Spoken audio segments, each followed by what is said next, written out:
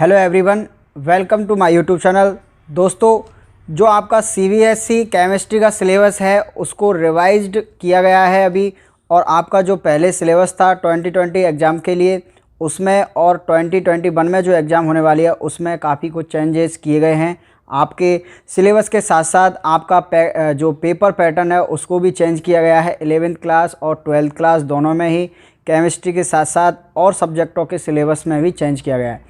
ये सब आप देख सकते हो, मैं लिंक आपको डिस्क्रिप्शन में दे दूंगा। बाकी और सब कुछ मैं बता रहा हूँ जो चेंजेस हुए हैं, और आपको डिटेल में देखने के लिए लिंक डिस्क्रिप्शन में मिल जाएगी। तो फर्स्ट ऑफ ऑल आपको ये याद रखना है कि अगर आप 12th क्लास की तैयारी कर रहे हैं तो अब आपको अकॉर्डिंग टू सिलेबस पढ़ना पड़ेगा, क्योंकि कुछ चीज़ों को यहाँ से डिलीट किया गया है और कुछ चीज़ों को ऐड भी किया गया है। ठीक है ना। तो आपको टू दी सिलेबस पढ़ना है। आपके पास हार्ड कॉपी होनी चाहिए सिलेबस की, या इसकी पीडीएफ होनी चाहिए। उसमें देखकर अकॉर्डिंग टू सिलेबस आपको तैयारी करनी है। तो जो स्टूडेंटों ने अब तक जो पढ़ लिया है कोई दिक्कत नहीं है, लेकिन आगे आप जो भी पढ़ोगे उसको आप सिलेबस के अकॉर्डिंग पढ़ना है और पेपर पैटर्न को देखते हुए पढ़ना है। ठीक है। तो देखो दोस्तों, अभी अगर हम बात करें एग्ज़ाम पेपर पैटर्न की, तो आपके 2 पार्ट में पेपर यहाँ पर आएगा, और उस 2 पार्ट के अंदर आपके पार्ट 1 और पार्ट 2 में इन्होंने यहाँ पर इनको अरेंज किया है। पार्ट ए की बात करें तो वो आपका रहेगा ऑब्जेक्टिव, और पार्ट बी आपका डिस्क्रिप्टिव रहेगा जिसमें आपको लिखना है। सही है, सब्जेक्टिव रहेगा। तो देखिएगा, आप बात करें पार्ट ए की, तो पार्ट ए में आपको 1 मार्क्स, 2 मार्क्स और 3 मार्क्स के क्वेश्चन देखने को मिलेंगे। 35 मार्क्स का आपका ए पार्ट है और 35 मार्क्स का ये आपका बी पार्ट रहेगा। ए पार्ट के अंदर अगर हम बात करें 1 मार्क्स के क्वेश्चन की, तो ये हैं आपके 19 क्वेश्चंस। यहाँ पर 19 मार्क्स के आपके 1 मार्क के क्वेश्चन आएंगे, और 2 मार्क के क्वेश्चन है यहाँ पर आपके 5 क्वेश्चन। तो 10 मार्क्स के ये हो गए आपके कितने, 2 मार्क्स वाले क्वेश्चन, और आपके 3 मार्क वाले क्वेश्चंस के अंदर आएंगे 2 क्वेश्चन। तो ओवरऑल आपके 35 मार्क का तो यहाँ से आएगा।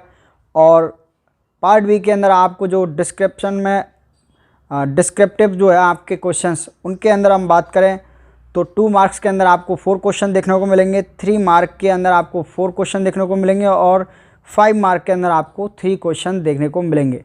यहाँ पर अगर सिलेबस की अगर बात करें क्या चेंजेस किए गए हैं और क्या डिलीट किया गया है, क्या ऐड किया गया है, तो वो देखते हैं एक बार। तो देखो, काफ़ी कुछ चेंज किया गया है इसके अंदर। जो 2020 की बात करें तो हम जो फर्स्ट चैप्टर पढ़ते थे उसमें आपको सॉल्यूशन दे रखा था, है ना। सॉल्यूशन था हमारा पहला चैप्टर। और इस बार अगर फर्स्ट चैप्टर की बात करें तो सॉलिड स्टेट को इसमें इन्होंने ऐड किया है, और सॉलिड स्टेट में भी इन्होंने जो पूरा पोर्शन था पहले एनसीईआरटी के अंदर उसको नहीं लिया है। एनसीईआरटी के अंदर जो पहले था उसके अंदर उन्होंने कुछ पार्ट को डिलीट किया है ना। जैसे अगर अपन बात करें मैग्नेटिक प्रॉपर्टी और आपकी क्या इलेक्ट्रिक प्रॉपर्टी वाली जो टॉपिक था सॉलिड स्टेट का, उन्होंने यहाँ से उसको डिलीट किया है। ठीक। तो सॉलिड स्टेट को ऐड तो किया है, लेकिन उसका कुछ पोर्शन, कुछ आपका कंटेंट उसको क्या किया है, डिलीट किया है। सही है। तो आपको सॉलिड स्टेट भी पढ़ना है इस बार। अगर बात करें सॉल्यूशन की, तो सॉल्यूशन के अंदर कुछ ज़्यादा चेंज नहीं किया है। आपको कॉलिगेटिव प्रॉपर्टी तक पूरा पढ़ना है, बस यहाँ से वन टाइप फैक्टर को इन्होंने डिलीट किया है इस सिलेबस के अंदर से। ठीक है ना।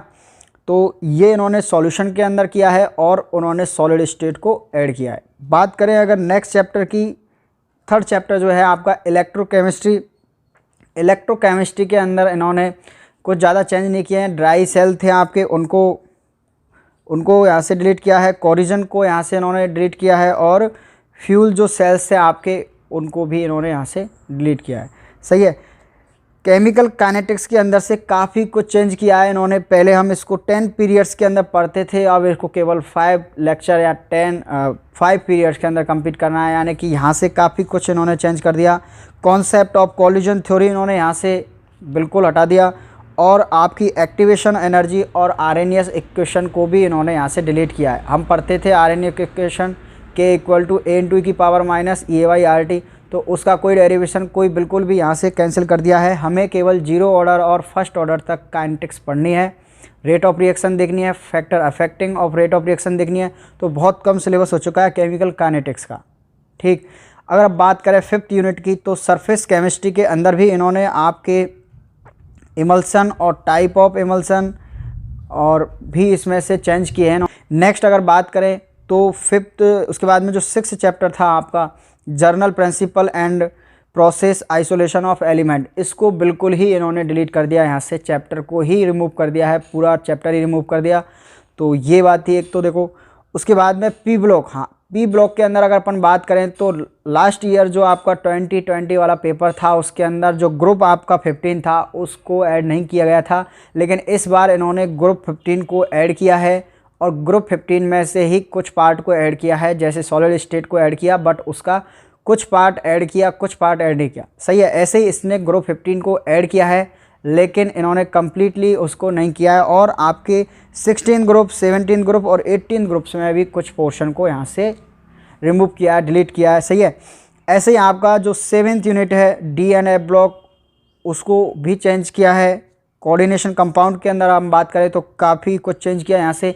आइसोमेरेज को बिल्कुल हटा दिया। आइसोमेरेज में आपकी जो थी है ना स्टीरियो आइसोमेरेज में और वो स्ट्रक्चरल आइसोमेरेज में, उनको बिल्कुल यहाँ से हटा दिया है। और दूसरी बात, एक इम्पोर्टेंट पार्ट था यहाँ से, importance of coordination compound in qualitative inclusion extraction of metal and biological system, यानी कि इम्पोर्टेंस ऑफ कोऑर्डिनेशन कंपाउंड को भी इन्होंने यहाँ से रिमूव किया है। तो देखो यहाँ से इसका काफ़ी सारा पोर्शन यहाँ से कैंसिल कर दिया है इन लोगों ने।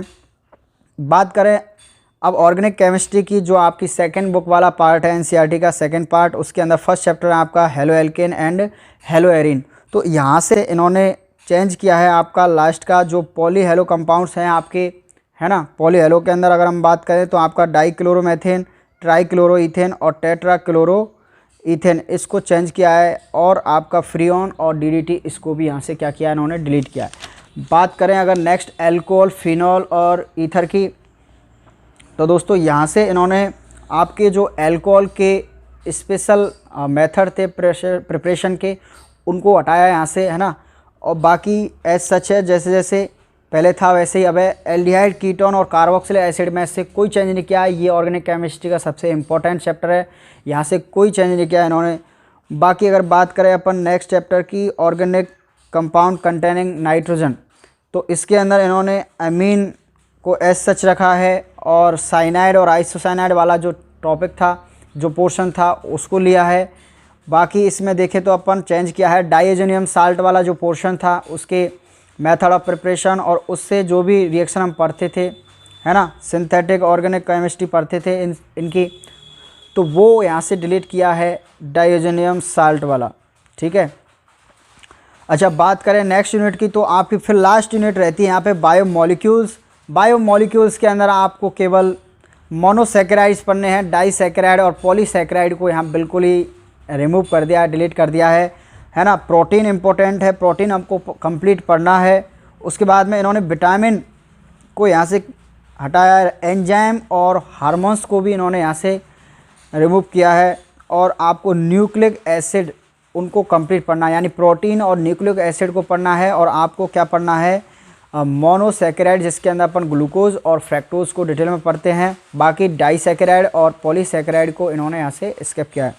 बाकी आपकी जो लास्ट यूनिट थी इसके बाद पॉलीमर और केमिस्ट्री इन एवरीडे लाइफ, इन दोनों चैप्टर को बिल्कुल डिलीट कर दिया है दोस्तों। तो आपका जो सिलेबस है 2021 के लिए, उसके अंदर से 3 चैप्टर, अगर हम बात करें 6 चैप्टर था आपका इनऑर्गेनिक केमिस्ट्री का, उसको डिलीट कर दिया, पॉलीमर को डिलीट कर दिया और आपकी केमिस्ट्री इन एवरीडे लाइफ उसको भी डिलीट कर दिया। यहाँ से सॉलिड स्टेट को आप इन्होंने ऐड किया है। और जो आपका पी ब्लॉक वाला चैप्टर था उसके अंदर इन्होंने 15th ग्रुप वाले जो टॉपिक था उसको ऐड किया है, ठीक है। तो इन्होंने काफ़ी कुछ चेंजेस किए हैं सिलेबस के अंदर। अगर आप 21 के लिए प्रिपेयर कर रहे हो क्लास 12th के लिए केमिस्ट्री, तो दोस्तों आपको टू द सिलेबस पढ़ने के लिए आपको सिलेबस देखना है। अगर आप ऑलरेडी पहले पढ़ चुके हो तो कोई प्रॉब्लम नहीं है। जो स्टूडेंट जिनको मैंने सॉल्यूशन और आपका एल्काइल हैलाइड वाला चैप्टर पढ़ाया है तो कोई दिक्कत नहीं है, आपने पढ़ लिया। लेकिन अब नेक्स्ट चैप्टर जो हम पढ़ाएंगे उनको बिल्कुल टू द सिलेबस पढ़ाएंगे, जो भी चेंजेज उन्होंने किए हैं। और जैसे ही आपका मॉडल पेपर आएगा, यानी कि ब्लूप्रिंट आएगा, पेपर का सैम्पल पेपर पब्लिश करेगा CBSE, उसके अकॉर्डिंग अपन प्रिपेयर करेंगे दोस्तों, ठीक है। तो ये आपको याद रखना है कि केमिस्ट्री का सिलेबस चेंज हो गया है, इसके अकॉर्डिंग ही अपन को पढ़ना है। और सॉलिड स्टेट जो कि इस बार ऐड हो चुका है उसको नहीं छोड़ना है, ठीक है। पहले नहीं था वो, पिछली बार उसमें से कोई क्वेश्चन नहीं आया, लेकिन इस बार सॉलिड स्टेट को ऐड किया है। तो दोस्तों हैप्पी लर्निंग, आपको ऐसे ही तैयारी करनी है। Okay, thank you.